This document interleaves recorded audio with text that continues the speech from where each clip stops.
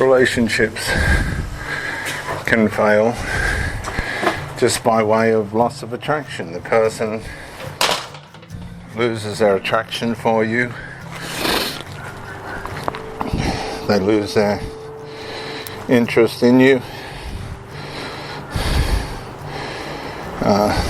And they just don't want you around anymore. And that's a hard pill to swallow, but it's reality. It's the way reality can work. And reality can work against us. We don't like to hear that, and we normally don't want to accept that, but reality can and will work against us, and it does it very well. So if we go a little bit deeper, that means human nature can work against us and will work against us.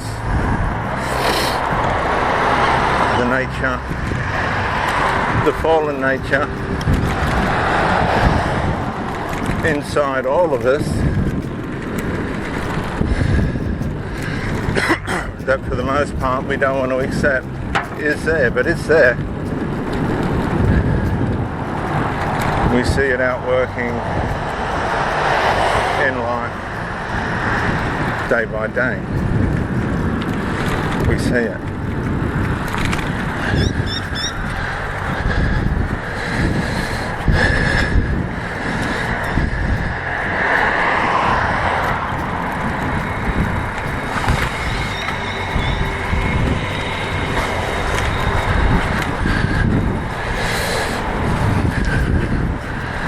When we come to the realization, if we're fortunate enough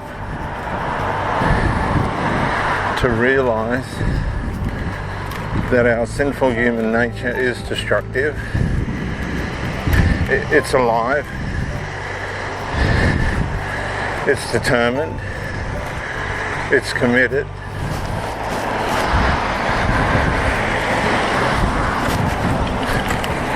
and that it will ruin whatever it can, excuse me, in our lives. It's a hard pill to swallow, because we're stuck with it. We're stuck in this world, surrounded by people that have a sinful human nature. And to complicate things more,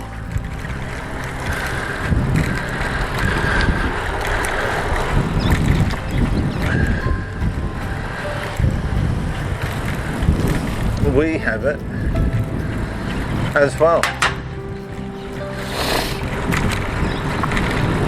And that's not good news, because there's no escape on our own.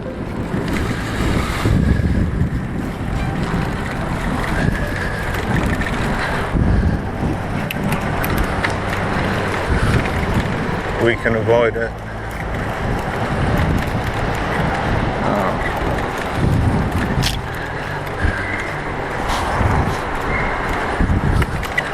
Here and there, and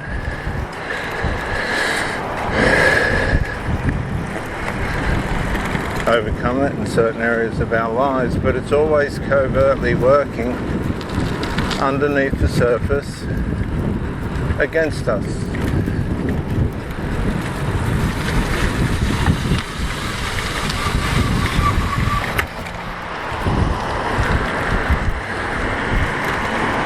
It never goes away, even though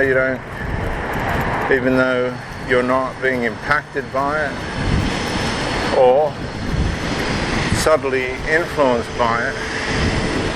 It never goes away. And we can do things and have beliefs and commit ourselves to things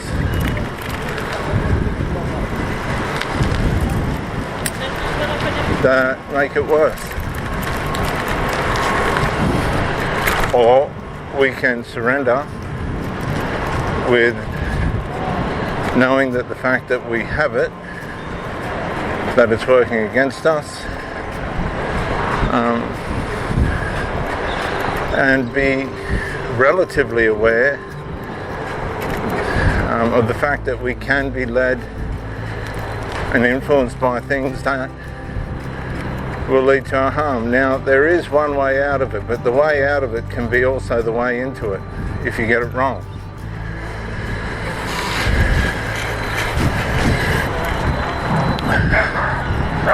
And this is the danger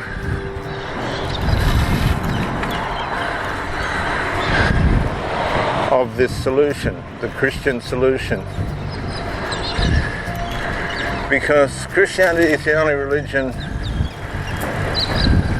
where belief without effort or trying to attain to anything is enough. And if you get that wrong and you think there's things that you can do or not do to make God happy or stop him from being sad, that's where it's all critically going to go wrong, and it's going to go wrong very badly. And the answers to this in the Bible are in black and white, and they're very clear. But the problem with that is it's so clear it's hard to believe, because we think we need to live by a set of rules. We fundamentally think that's how we need to live. If I keep these rules, God will do this for me and not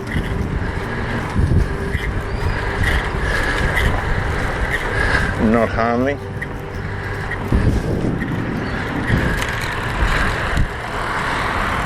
The Red Whisperer. Yeah, good on you, mate. Nice boy.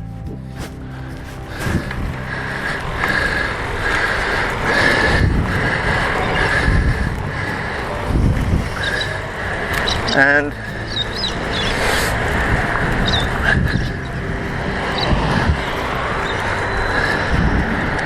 the difference is when you believe, and that's all you can do is believe, and even that's a gift.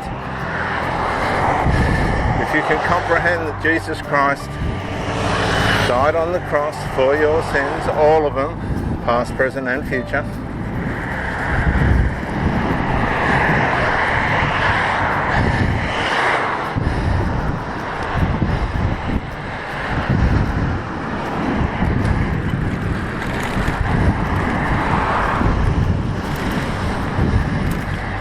and that you have now, through believing that he died for your sins, was buried and rose again 3 days later,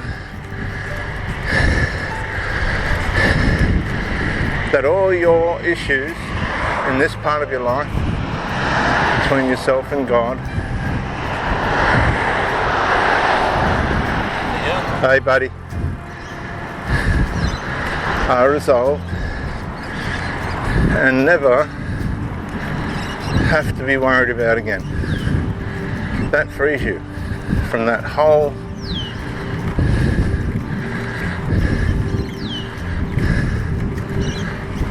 divine conflict and allows you then to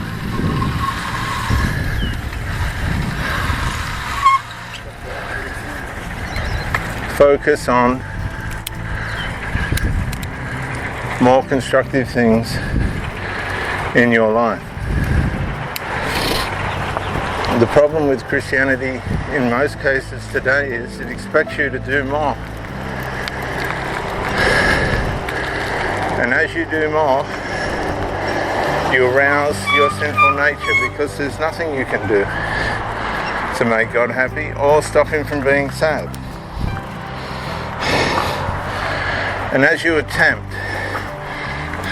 to do more, to make yourself right with God, you're actually making yourself wrong with God. Because as Romans chapter 7, if you study it correctly, warns, when we think there's things we can do or not do to make God happy or stop him from being sad, we become more evil.